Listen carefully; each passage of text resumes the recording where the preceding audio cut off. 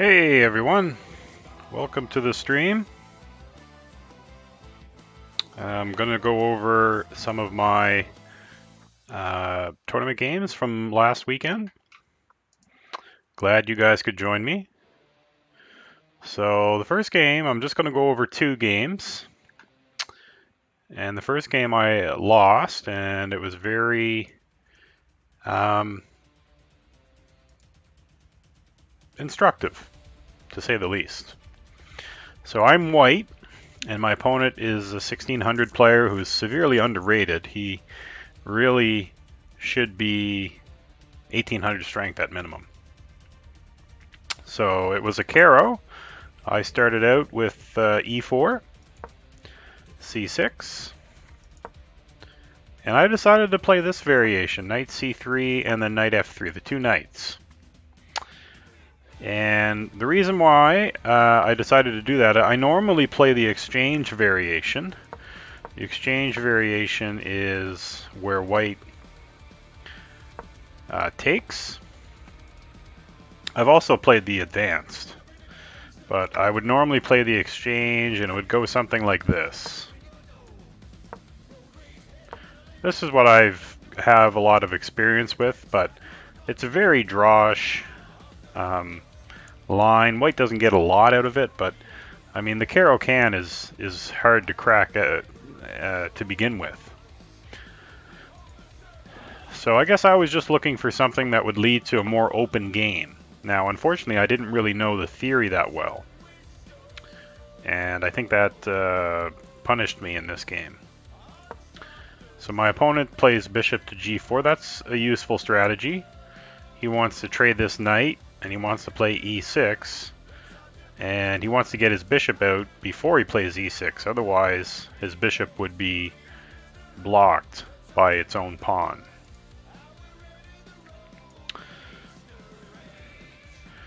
Okay, so I played h3 just to ask the bishop what it's going to do. He took, and then he played e6. And this was the point where I've already made a mistake. GM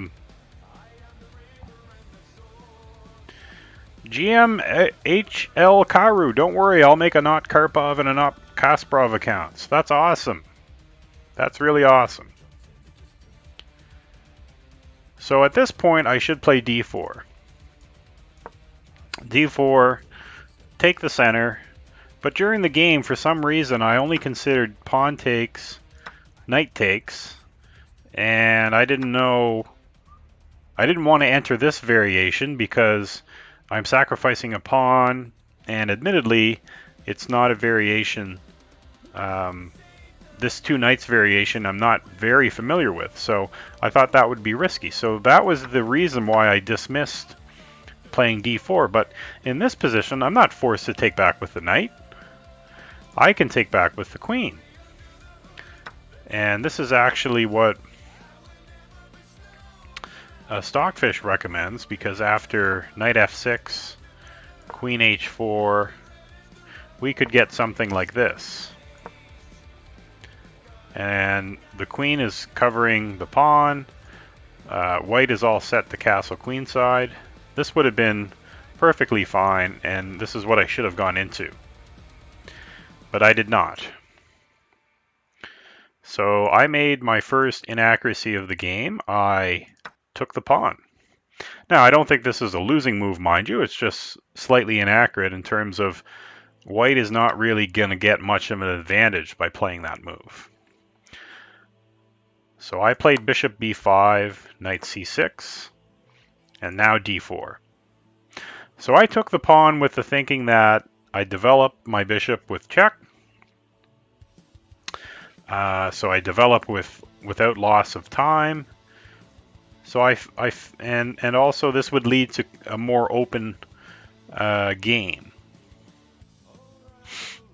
We don't have a completely locked structure because I don't have a pawn here. So I thought my two bishops would have some play in this position. He played knight f6.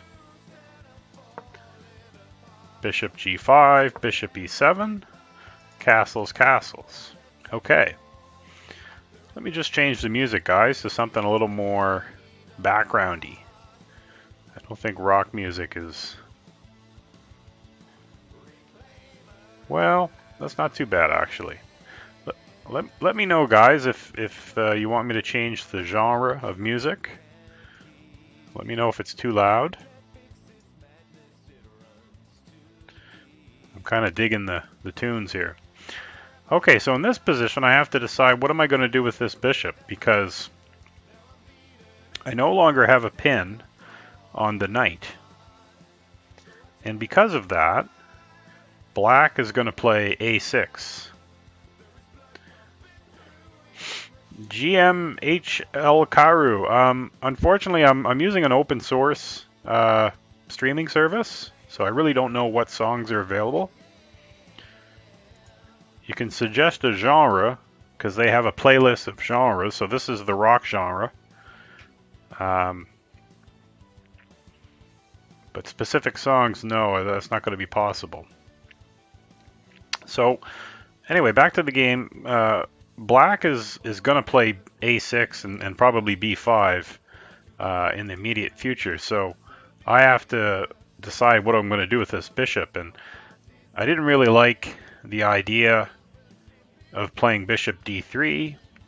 Well, the thing is, my pawn is under attack as well. So if I go for something like this, rook a to d1, a6, bishop d3, I was bothered by knight b4, attacking the bishop. And this is the square that the bishop wants to go to. So ideally, I want my pawn on a3 so that it keeps this knight out of b4. And I wasn't going to be able to achieve that in this position. So I decided to take. And I was kind of hoping that I could make use of the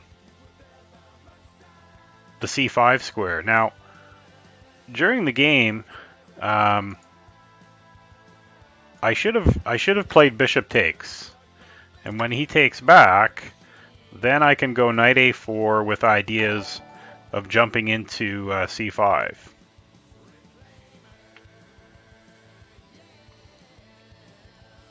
Chess Engine User says black has a nice center. He certainly does.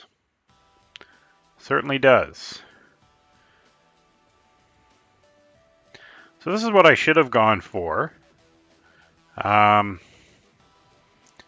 know, rook a to d1 perhaps, rook b8, knight a4. I can play b3 and maybe I can get my knight into that square. This is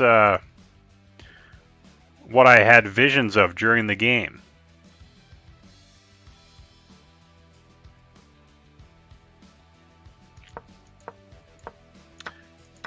But I decided to first play rook f to d1, and I don't think that was the right rook to move there. I wanted to leave this rook for b1 or c1. If I were to play this again, I would have brought my rook over, this rook over, and allowed my king rook to stay on the e-file. So another slight inaccuracy. And now my opponent plays a fantastic move. He knows that his c-pawn is backward, and one of his goals is to get rid of this backward pawn. So he plays a fantastic move, knight to d7. That was a real star move, I thought, because now he's got the knight and the bishop on this square, so he's all set to get rid of his weakness. And he's also posing the question to me about my bishop on g5.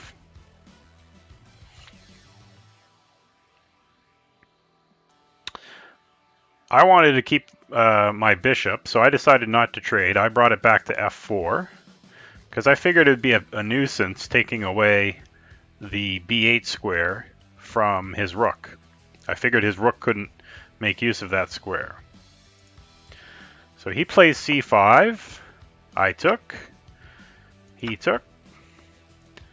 And then I played rook a to b1. That I don't think is the correct move. That is a very poor move. If I'm going to move the rook anywhere, I should move it to c1. And then maybe knight e2 with some ideas of c4.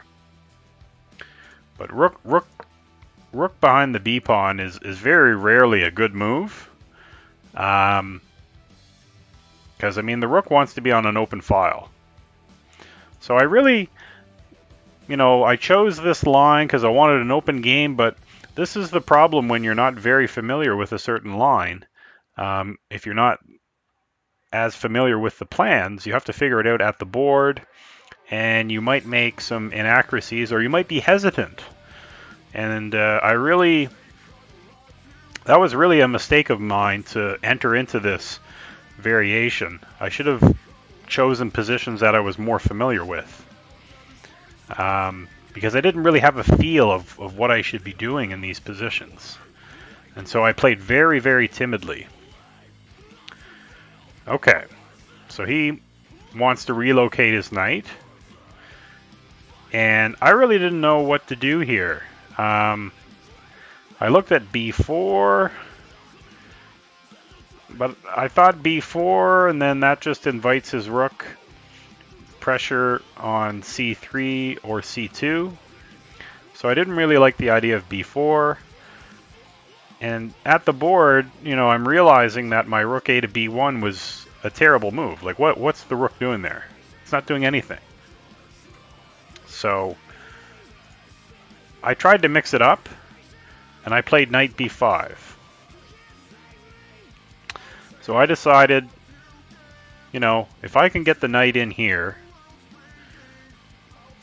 and I can get a c4 move, maybe things can open up and I can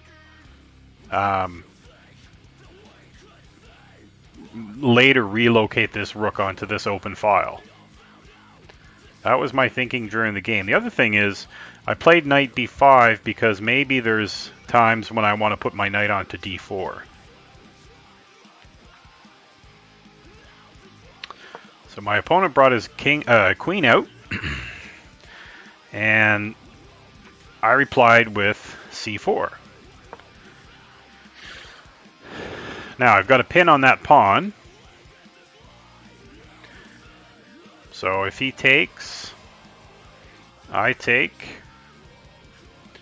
He could take my knight here, but then I take the bishop. And I think my rook, it looks a little hairy there. It's not the best spot for that rook, but I don't think that black could win the rook. So I think I would just be up a piece in that position. So he decided to move the knight. Good move. And now the game gets tactical, and I missed some tactics. So knight c7. And he played rook d8, which was a fantastic move. Now I should mention that we were both getting low on time. So we both had, I would say, 20 minutes left. 25 minutes left to make 22 moves. So that's getting close to being in time pressure. And because of that, I was really struggling to find a move here, and I was trying to make c takes d5 work, but I couldn't quite make it work. And it turns out that c takes d5 is the right move here when I checked it with the engine after the game. So this is what I should have played. C takes d5. Now, I was concerned during the game about bishop d6. So he's posing the question to these two minors. Then I considered rook b to c1, just protecting the knight. And it was at this position during the game that I was concerned about this move, e5. Because by playing e5, now my bishop is not protecting the knight. So I thought during the game that once I move my bishop, he just wins my knight for free. And this is where I stopped my analysis. And I think this game really showed that I have to overcome this mental block, or this frequent, in my analyses, whenever I'm playing a game, I tend to look at lines and I don't look deep enough. I need to push myself to look one move further or two moves further. And that's gotten me a few times in recent tournament games where, you know, I've seen a position and then I misevaluate it because I haven't looked one move further. So does anybody have an idea of what would be a good move for white in this position in reply to e5? What do you guys think white can do? Anybody in the chat have any suggestions? Hello, PJC, VNK, Virgo Praz, Y Lure, Kentimeter, another anti-node. Welcome to the stream, guys. So who has a suggestion for white in this position?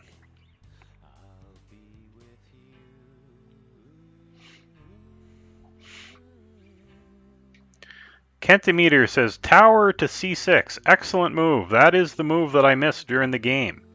So this is where I had that tunnel vision. During the game, I saw e5 and I figured, oh, I got to move my bishop. That's not true. I have this strong move, rook c6. Very good, Kentimeter. So attacks the queen. So black doesn't have time to take the bishop. Now here's why this works. Once the queen moves, then we can play bishop to g5. And it looks like black is just going to win a piece here.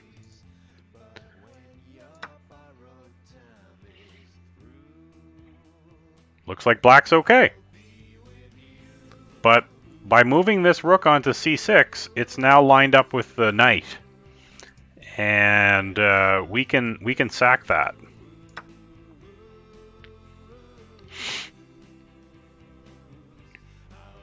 And black does not want to take back because that's just going to lead to trouble.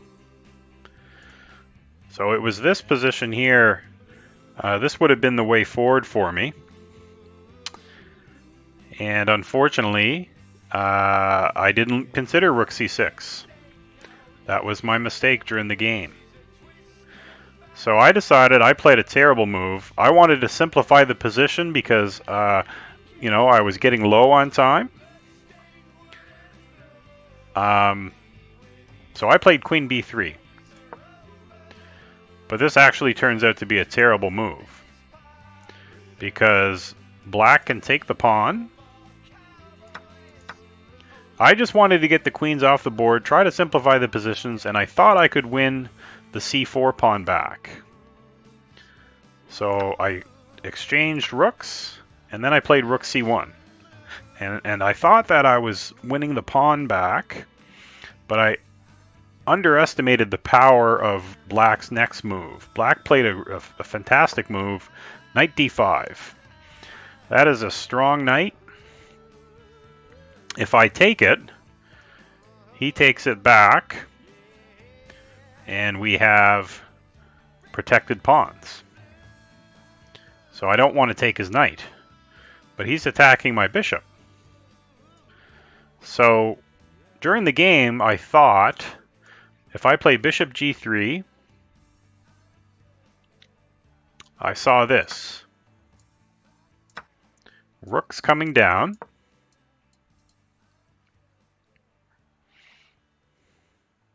Now I have to decide, do I want this pawn or do I want the c pawn? During the game, I evaluated rook takes here, rook takes b2, and he's protecting the b6 pawn. Now, I'm still down a pawn in this endgame.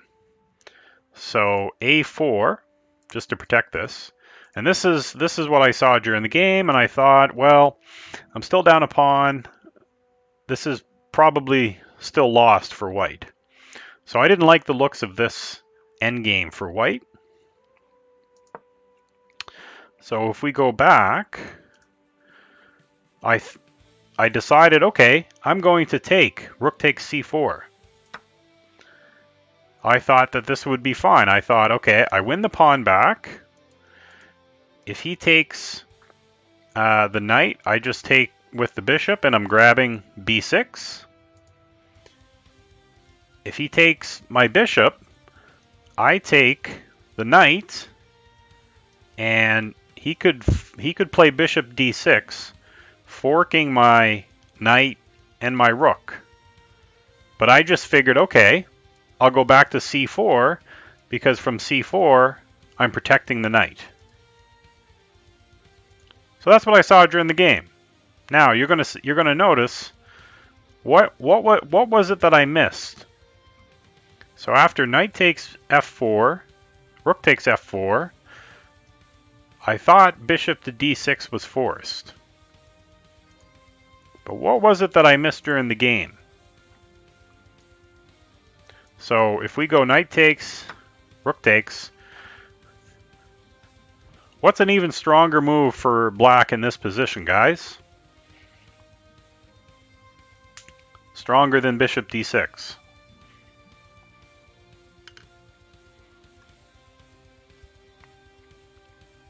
What do you guys think? Any takers in the audience? PJC says check. That is correct. So rook check. King has to go here. It's the only square. And now you play bishop to d6. Because not only do we get the fork, but the rook is now pinned to the king. So had my opponent played that, I would have resigned on the spot right here. But it was fortunate for me that my opponent, like I said, we were both getting close to time trouble. So he did not see that. He played rook c8. But I think even at this point, it's still better for black. Now, maybe I should just play bishop g3 here and see if I can grovel. But I don't know. Like bishop g3, then I figured bishop d6, and he's got three guys. Sorry, guys. Let me try that again. Bishop g3, bishop d8, and he's got 1, 2, 3 guys attacking my knight, and I've only got the rook and the bishop protecting it. So the only move that I thought was possible during the game was knight takes knight. He takes my free rook. I take the bishop. King f8. Bishop d6. Now, unfortunately, it looks like it's rook versus two pieces. And it looks like I might be wiggling out of this. But unfortunately for me, that knight is trapped. The knight does not have any safe square to go to. And my opponent is going to take advantage of that. He plays king to e8.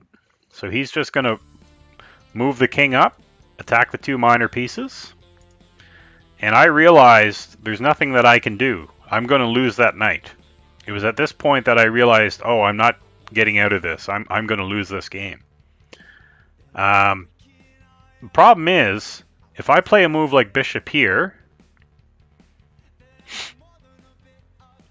he can just play b5 with b4 coming, and then that removes the defense of the knight, so he could take the knight next move. So during the game I played a3, he played king to d7, and he's now attacking both pieces with his king. Now unfortunately I cannot play bishop b4, because after bishop b4 he just sacks the rook. And it looks like, okay, 5 pawns against 5 pawns, but he's going to get over here first, and he's going to win this pawn. And once he wins that pawn, that's going to be a completely won endgame for black. he'll have 4 pawns over here against 3.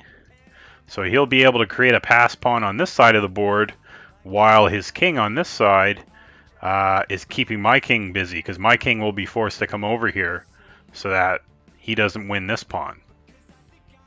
So that's a lost king and pawn endgame. So I realized, okay, I'm going to lose my knight. So I just played a few more moves. But it's lost here, guys. So I'll just go over this really quickly. And at this point, there, he's cut my king off, and I resigned. So my 1600 opponent beat me fairly convincingly. He played very well, and I noticed some flaws in my tactical vision. So that's useful for me to know, because now I know what to work on in my chess study. Okay, so let me go over the second game. Let me bring the second game up here, guys, for you. This was my last round game.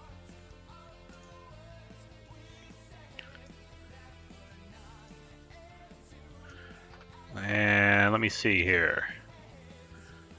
This was a very interesting endgame. It was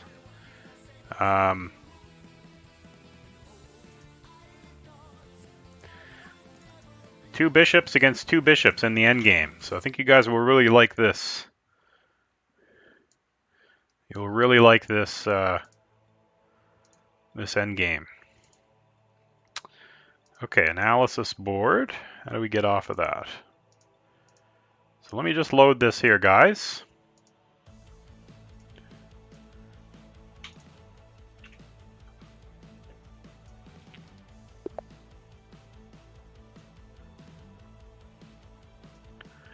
Okay, so this is my last round game, and I'm black, and I played against a friend of mine who's 2100.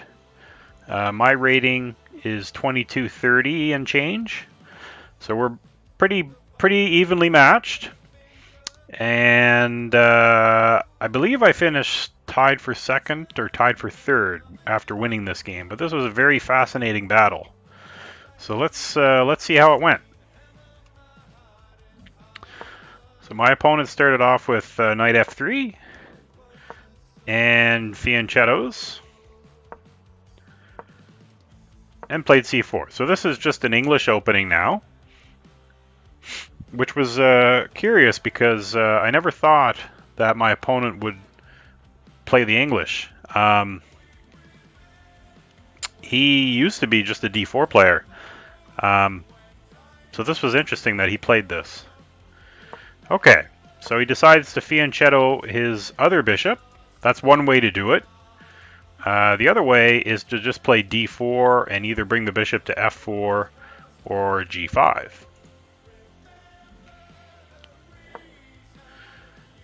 So he fianchettoed, I developed my knight, and then he played d3.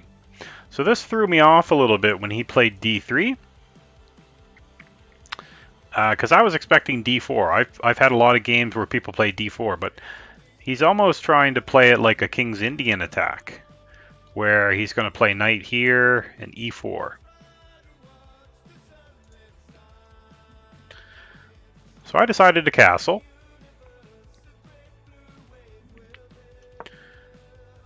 And here I made an inaccurate move. I played queen c7. And during the game, the reason why I played queen c7 is I thought I might want to play e5 at some point. But queen c7 is a terrible move because white is going to play rook c1 at some point in the future, and that's going to line up the rook with my queen. So he could take this pawn, and this pawn would be pinned. So I wouldn't be able to take back with my pawn that's in front of my queen. So really poor choice of move by me. It's not a losing move, mind you. It's just an inaccuracy. So I checked this game after. I checked the line. b5 is playable here, as is a5. Just grabbing some space on the queen side. So if I were to do this over again, I think I would choose a5.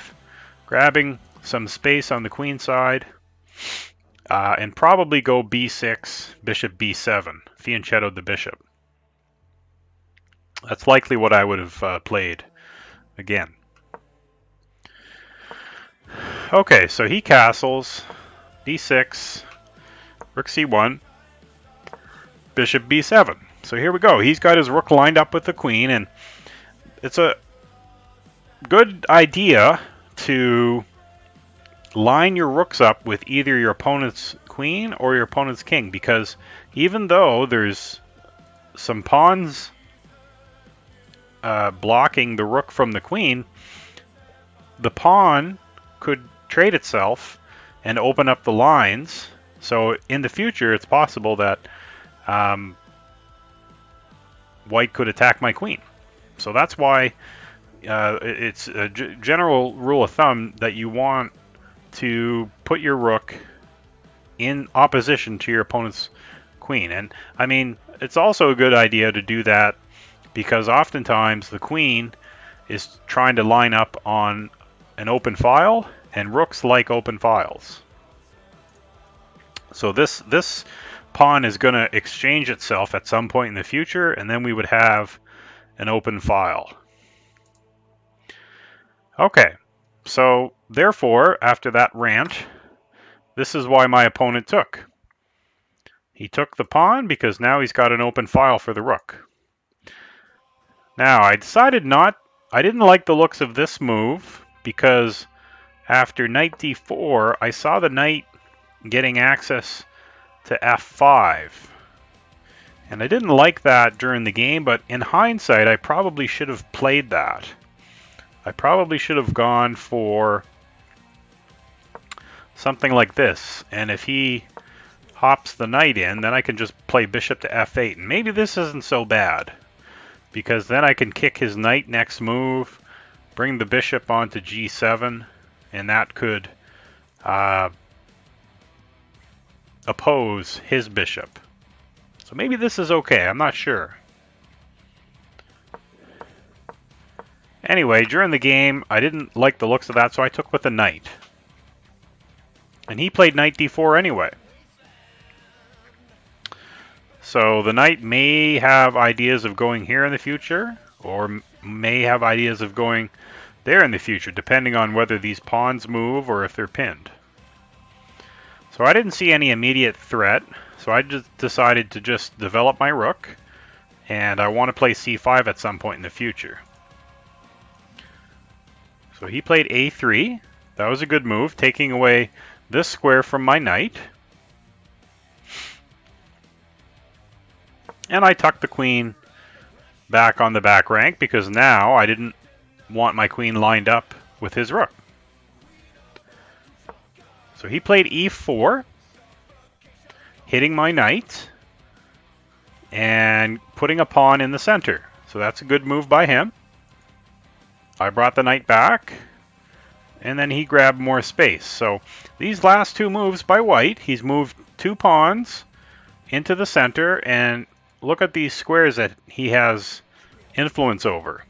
So he's gotten some space with his last two moves, whereas me, I've moved my knight back to f6, so I haven't gained anything. In fact, I thought white was a little better during the game at this point. So therefore, I need to do something because I don't have as much space as my opponent does. My opponent has two pawns and a knight right smack in the center of the board. I don't have anything in the center of the board. So it was incumbent on me to establish a central presence, and so therefore I played c5. So c5 hits the knight and also puts a pawn into the center. Knight back, and then I played rook f to d8. As I said before, rooks like open files, and it's a good idea to line the rook up with the queen. Now here my opponent played a slight inaccurate move. He probably should just play queen e2. Queen e2, and then he's got his rooks connected. So maybe rook d1 in the future, and I don't know, maybe e5, d4 ideas. Slowly improve your position and then move forward. Unfortunately for him, he didn't do that. He brought the knight into c4, which looks good because, you know, you've got all of these pieces onto this e5 square, but I don't want to say he miscalculated, but maybe he underestimated the strength of my next move. So I played b5. So I knew that, okay, I have to establish some control here on the queen side. So that's why I played b5. And also, I want to trade off some pieces. So I want to force one of his pieces onto e5 so that I can trade my knight and maybe a couple of these other guys in the future. Because anytime you're cramped, whenever you have a cramped position or you have less space, it's a good idea to trade off some pieces. If you trade off some minor pieces, your opponent will have a little less space and you won't feel as cramped. Because your pieces get in each other's way when you don't have a lot of space. So look at this knight, for example. Like it can't go here. It has access to these two squares, but if it ever had to retreat, it can't retreat to d7 currently because the other knight is occupying the d7 square. Whereas if you look at white's pieces are really good here. White's pieces have lots of squares to go to. So that's the general rule of thumb. When you have less space, you want to trade some minor pieces off. So he did put a knight there, and so therefore I snapped that off the board. So by doing that, it also has revealed my rook. So my rook will get some nice squares. And then I moved my queen over because it was being attacked. So at this point, I was feeling pretty good. I think, you know, I have some pressure on his center. I've got both rooks lined up on the files. So I was feeling much better about my position at this point. So now my opponent played queen e2. And it was at this point that I saw that these two pawns are a little weak, and a3 is undefended. So it could be attacked in the future. So in combination with the a3 pawn being undefended, and I want to attack these pawns, I moved forward with c4. So I'm attacking his pawn, and that one pawn is the only pawn that's protecting the e4 pawn, and also I'm attacking a3. So I'm opening up the lines for my pieces. So if we compare the position here as opposed to 5 moves ago, my bishop has some more scope. This bishop has more squares to go to, and my knight has one more square to go to. So my pieces are improving. Okay, so we had an exchange. I played check because I figured it would be useful to get the king in the corner, and then I took the pawn on e4. So my pieces at this point have really leapt to life. These two bishops are really good. They're really exerting influence on those diagonals, and my knight is a monster now in the middle of the board. It's attacking 4 key areas of white's position. Now my opponent played bishop to b2, and at this point I missed a tactical shot. I played during the game knight d2, and we'll look at the nuances of that move in a second. But there was a much stronger move that I could have played here. What do you guys think? What's an alternative here for black?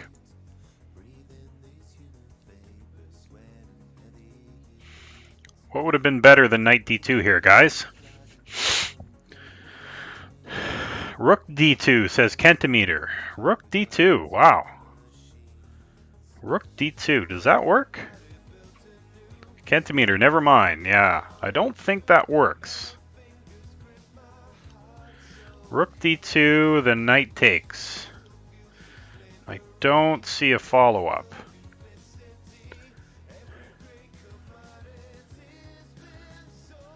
All right, what other moves are available here for black? What do you guys think? We looked at we looked at rook d2, and we're going to look at knight d2 because that's what I played. But I had a much better and a stronger move. But during the game, I missed a minor detail. Anybody else want to take a shot? What do you guys think? Black to play here, guys.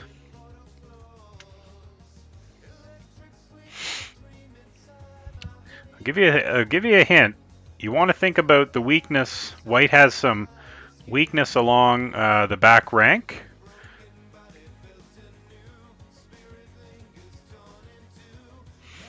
So keep that in mind when you're considering another move here.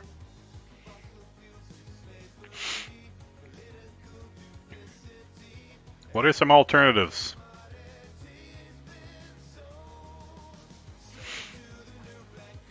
Okay, I'll show it. I should have played knight f2. That's the main alternative. Now, during the game, I figured, okay, well, white just gets two pieces for this. But when white moves the queen over there, that allows our rook to come down and give a nasty check.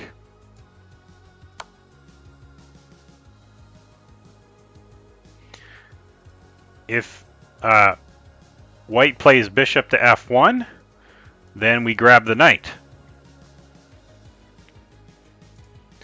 Now, during the game, I saw knight e1. If knight e1, we've got takes.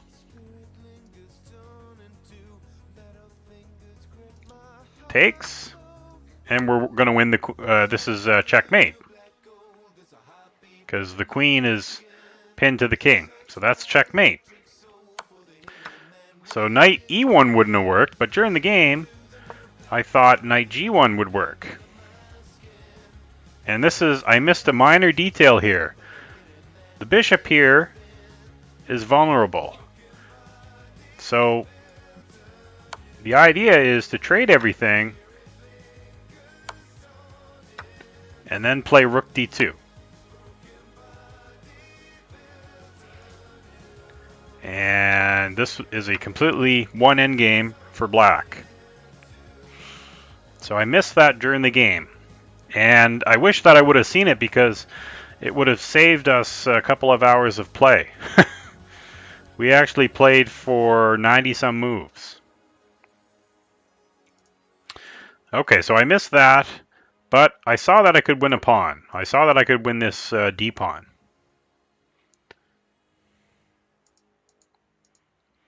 So, in a similar fashion, and this is what's so infuriating about chess, I saw a similar line here to the one that we just went through. If he takes this, this is very similar to what we just looked at. Very similar. So isn't that frustrating that I saw it in this line, but I didn't see it in the other line? So my opponent played rook d1. I took the pawn. He exchanged rooks. And it looks like he's won my knight, but I get it back because he has a weak back rank. So he has to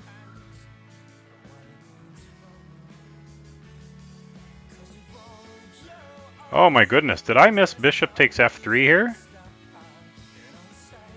Oh my goodness, this is... Oh no, it would be the same thing. Sorry. Yeah, it would be the same thing. Okay. So takes. Takes. Bishop d5. So we have a 2 bishops versus 2 bishops endgame. I don't believe I've ever had one of these before, especially in a practical game.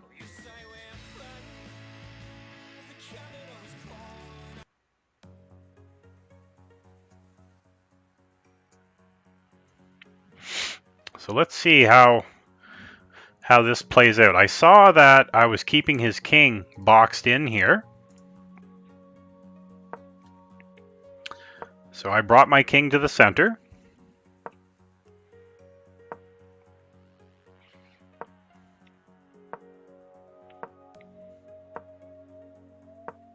Okay.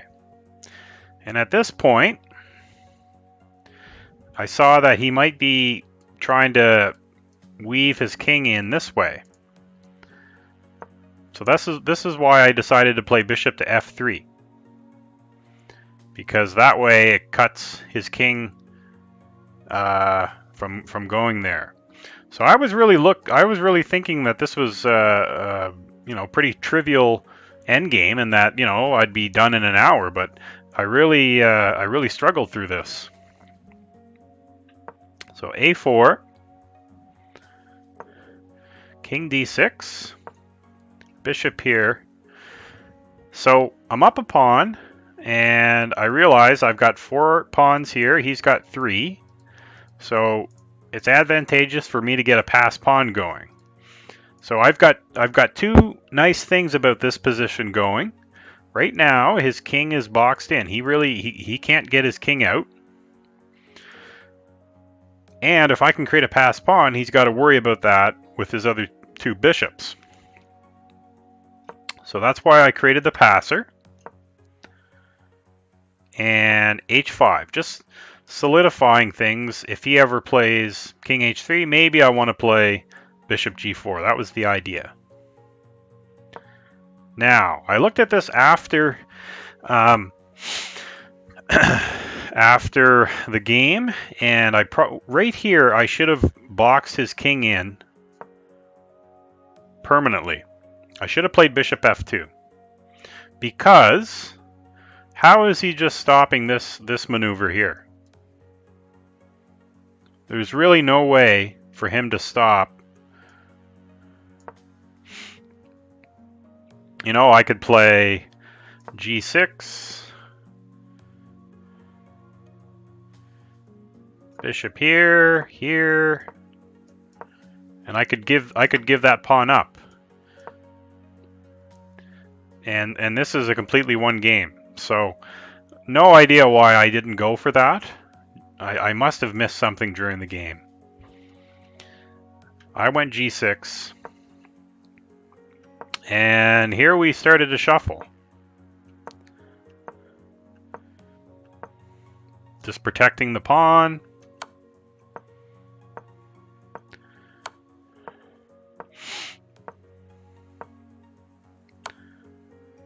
And then at this point I decided not to get the king boxed in. But, you know, maybe there was still an opportunity for me to play bishop f2.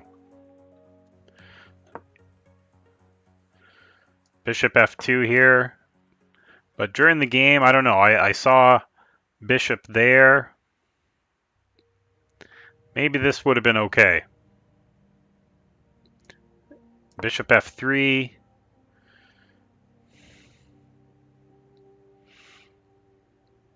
Takes. And similar to what I said before, then my pawn just runs. I think that would have been... Well, this is a little different though, because now he has a passer, so I'd have to be careful, but my king should be able to cover that. So yeah, this was not the best played endgame on my part. So we shuffled. I finally decided to push the pawn, but I've allowed his king out. Now his king can move and can get in front of the pawn. So I've made it a lot harder for myself. I did manage to get my king up.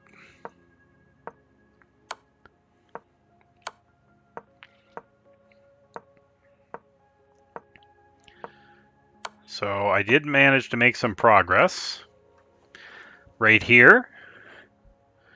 But still, it's not clear how I'm going to win this. You know, during the game, I thought about bishop f6 and taking here. But I wasn't so sure after here.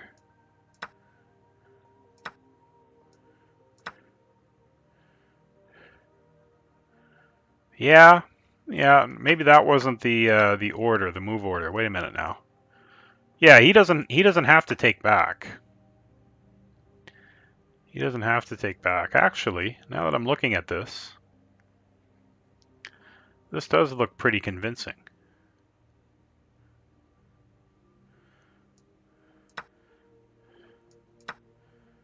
Yeah, this is a completely won endgame because I'm going to win this pawn.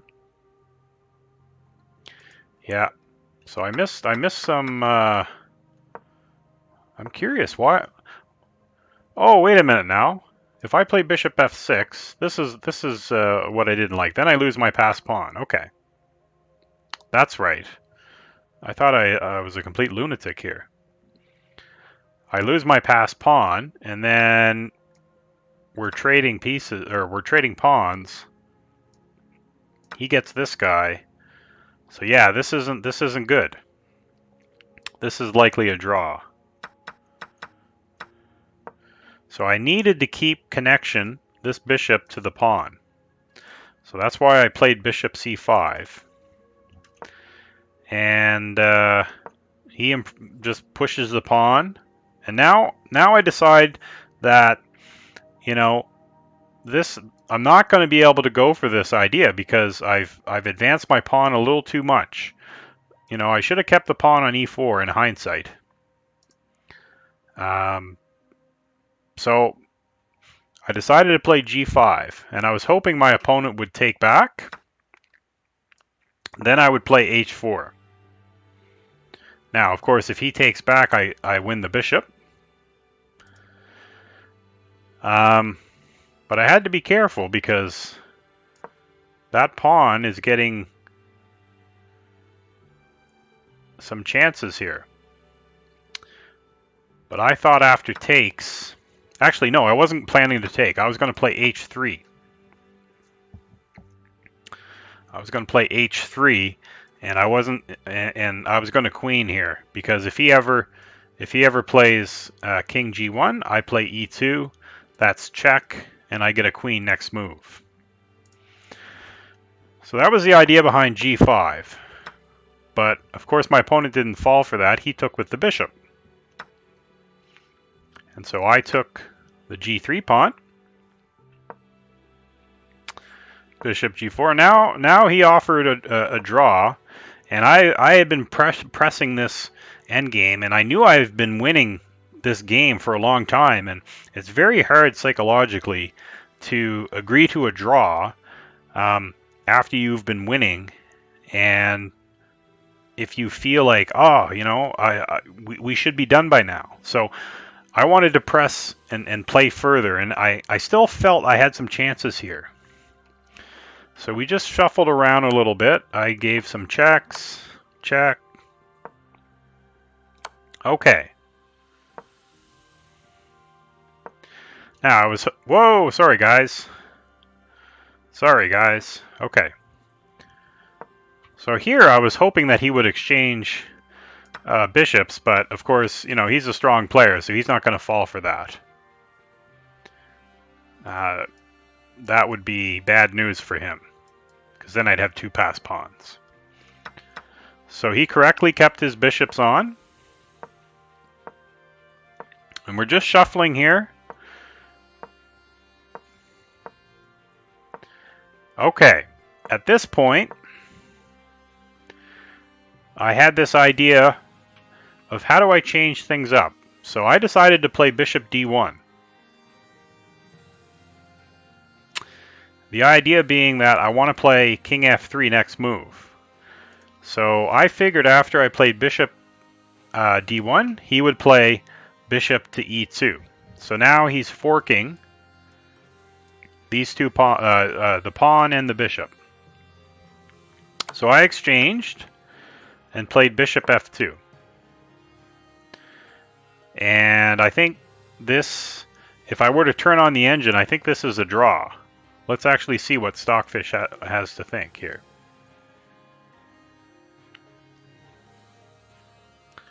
Let's see what it says. Yeah, it is a draw. So during the game, I was concerned about bishop to d8. And let's just make a move. So the idea being that he can try to sacrifice his bishop for this pawn. And then this pawn runs. So king here, bishop here.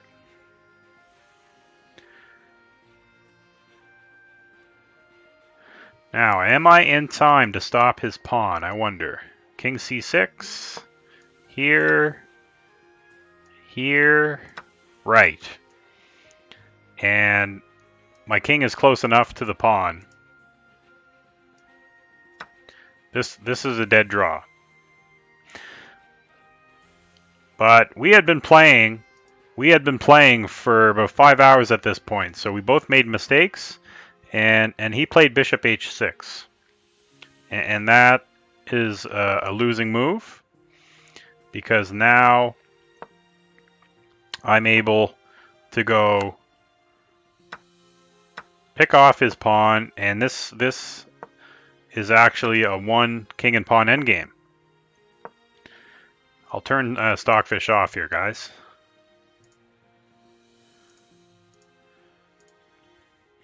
Because as you'll see, I'm one tempo ahead. I queen one move before he does, and that makes all the difference in the world. So if he would have played h7, I would queen, and I'm preventing him from queening. So he didn't do that. He tried to put his king, and he's trying to support the pawn, but this is an easy win for black. So check, check, check. So all I have to do is to check the king and prove, get my queen close to the action, and then put my queen in a spot where he's in zugzwang, and this is what happens here. So I'm attacking the king and the pawn.